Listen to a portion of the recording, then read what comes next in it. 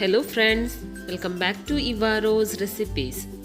ಇವತ್ತು ನಾನು ನಿಮ್ಮ ಜೊತೆ ಉದ್ದಿನ ವಡ ರೆಸಿಪಿಯನ್ನು ಶೇರ್ ಮಾಡ್ತಾ ಇದ್ದೇನೆ.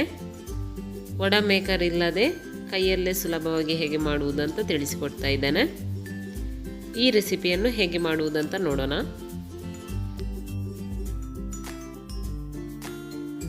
ನಾನಿಲ್ಲಿ 2 ಕಪ್ ಆಗುವಷ್ಟು ಉದ್ದಿನ ಬೇಳೆಯನ್ನು ತಗೊಂಡಿದ್ದೇನೆ. ಇದನ್ನು ಇಡೀ ರಾತ್ರಿ ನೆನೆಸಲಿಕ್ಕೆ ಇಟ್ಟಿದ್ದೆ. ನೋಡ್ಬೋದು ನೀವು ಎಷ್ಟು ಚೆನ್ನಾಗಿ ನೆನೆದಿದೆ ಅಂತ. ಇದನ್ನೀಗ ಗ್ರೈಂಡ್ ಮಾಡಲಿಕ್ಕುಂಟು. ನೆಕ್ಸ್ಟ್ ನಾನಿಲ್ಲಿ 1 ಇಂಚ್ ಆಗುವಷ್ಟು ಶುಂಠಿ, ಸ್ವಲ್ಪ ಕೊತ್ತಂಬರಿ ಸೊಪ್ಪು, 2 ರಿಂದ 3 ಹಸಿಮೆಣಸು ಹಾಗೂ ಸ್ವಲ್ಪ ಕರಿಬೇವಿನ ಸೊಪ್ಪನ್ನು ಸಣ್ಣ ಸಣ್ಣ ಕಟ್ ಮಾಡಿ ಇಟ್ಕೊಂಡಿದ್ದೇನೆ. ನೆನೆಸಲಿಕ್ಕಿಟ್ಟ ಉದ್ದಿನ ಬೇಳೆಯನ್ನು ಈಗ ಮಿಕ್ಸಿ ಜಾರಿಗೆ ಹಾಕಿ ಇದನ್ನು ನೈಸಾಗಿ ಗ್ರೈಂಡ್ ಮಾಡಬೇಕು. ನೀರು ಸೇರಿಸುವ ಅವಶ್ಯಕತೆ ಇಲ್ಲ, ಬೇಕಿದ್ದರೆ ಮಾತ್ರ ಸೇರಿಸಿದ್ರಾಯಿತು.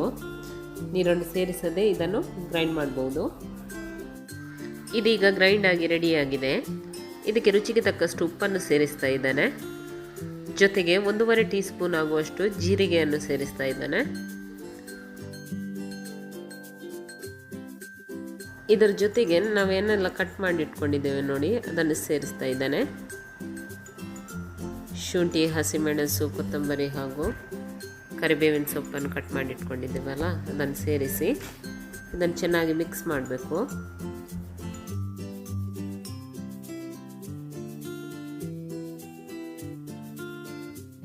ಇದನ್ನೊಂದು 5 ನಿಮಿಷ ಚೆನ್ನಾಗಿ ಮಿಕ್ಸ್ ಮಾಡಬೇಕು.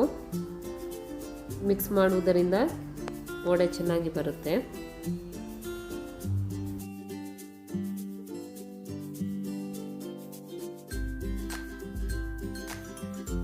ವಡೆ ಮಾಡಲಿಕ್ಕೆ ಹಿಟ್ಟು ಈಗ ರೆಡಿಯಾಗಿದೆ.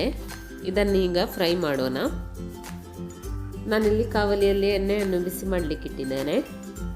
ಎಣ್ಣೆ ಚೆನ್ನಾಗಿ ಬಿಸಿ ಆದಮೇಲೆ ಕೈಯನ್ನು ಒದ್ದೆ ಮಾಡಿಕೊಂಡು ಹಿಟ್ಟನ್ನು ಸೈಡಿನಿಂದ ಉಂಡೆ ರೀತಿಯ ಹಿಟ್ಟನ್ನು ಈ ರೀತಿ ತಗೊಂಡು ಈ ರೀತಿ ಕೈಯಲ್ಲಿ ಇಟ್ಕೊಂಡು ಹೆಬ್ಬೆರಳಿನಿಂದ ಮಧ್ಯದಲ್ಲಿ ಈ ರೀತಿ ತೂತು ಮಾಡಿಕೊಳ್ಬೇಕು. ಆಮೇಲೆ ಇದನ್ನು ಎಣ್ಣೆಯಲ್ಲಿ ಈ ರೀತಿ ಬಿಟ್ಟರೆ ಆಯಿತು.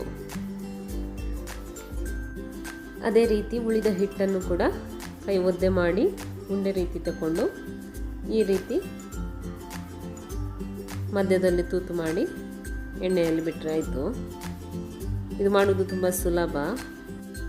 ಕೈಯನ್ನು ಒದ್ದೆ ಮಾಡಿ ಇದನ್ನು ಹಿಟ್ಟನ್ನು ಈ ರೀತಿ ತಗೊಂಡು ಎಣ್ಣೆಯಲ್ಲಿ ಬಿಟ್ಟರೆ ಆಯಿತು.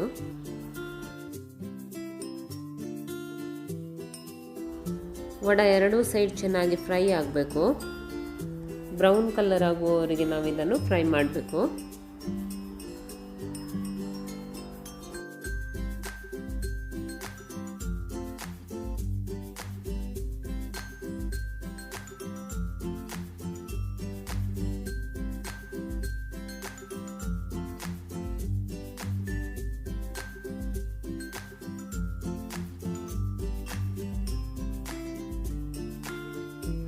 ವಡ ಈಗ ಚೆನ್ನಾಗಿ ಫ್ರೈ ಆಗಿದೆ.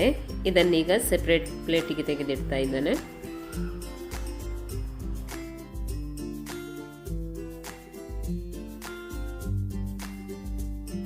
ಅದೇ ರೀತಿ ಉಳಿದ ಹಿಟ್ಟಿನಿಂದ ಕೂಡ ಈ ರೀತಿ ವಡ ಮಾಡ್ತಾ ಇದ್ದಾನೆ.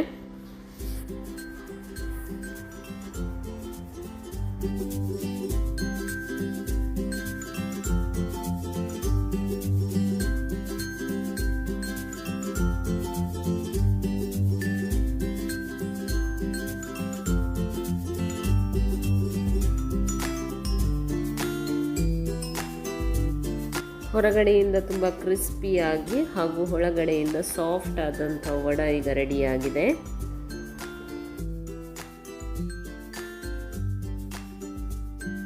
ನನ್ನ ಇವತ್ತಿನ ಈ ರೆಸಿಪಿ ಇಷ್ಟವಾದರೆ ವಿಡಿಯೋವನ್ನು ಲೈಕ್ ಮಾಡಿ, ಶೇರ್ ಮಾಡಿ ಹಾಗೂ ಸಬ್ಸ್ಕ್ರೈಬ್ ಮಾಡಿ. ನೀವು ಟ್ರೈ ಮಾಡಿ ಹೇಗಾಗಿದೆ ಎಂದು ನನಗೆ ಕಮೆಂಟ್ ಮೂಲಕ ತಿಳಿಸಿ. Thank you.